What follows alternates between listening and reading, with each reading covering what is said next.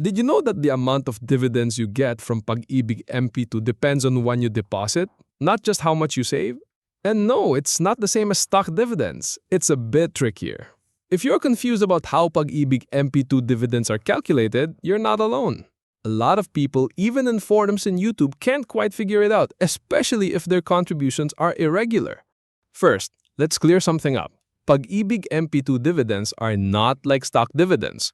In stocks, as long as you buy before the ex-dividend date, you'll get the same dividend per share as everyone else. But Pag-IBIG doesn't work that way. Instead, Pag-IBIG uses something very similar to how banks calculate interest, called average daily balance or ADB. The big difference is bank interest is fixed, but MP2 dividends change every year depending on Pag-IBIG's earnings. Some years it's 6%, some years it's 7%, sometimes more. So, how do you compute MP2 dividends? Simple. 1. Add up your daily balances for the entire year.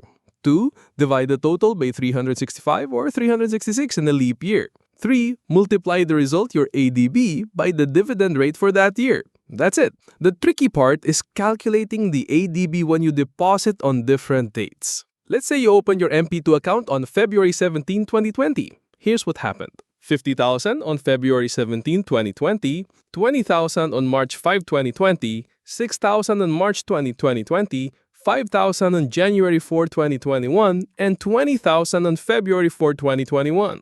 By the end of your first year, your total savings was 101,000 pesos, but your ADB was only 75,857.92 centavos, way lower because your later deposits didn't have enough time to grow. Since Pag-IBIG's dividend rate that year was 6.12%, your dividend was 4,642.50 centavos. Not bad, but see how timing matters. Year 2, you only added 11,000, but your dividends grew to 6,695. Why? Because your ADB included your entire year 1 savings plus dividends. Year 3, you got more aggressive. You added 74,000 throughout the year. Your dividend jumped to 11,124. Timing still mattered since the deposits were spread out.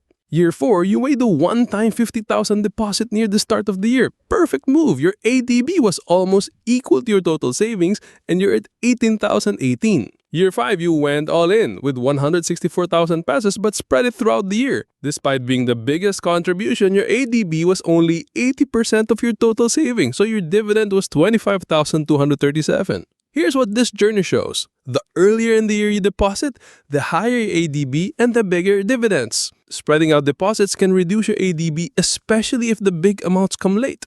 Compounding really kicks in once you reinvest your dividends. So, if you want to maximize your Pag-IBIG MP2 returns, deposit early, deposit big, and let compounding do the work. If you're interested in how to calculate your own MP2 dividends, I've attached a link to the spreadsheet I use for the sample. Try it out with your own contributions and see how much your savings could grow. If this video helped clear things up, hit like, subscribe, and share it with your friends who are also saving an MP2.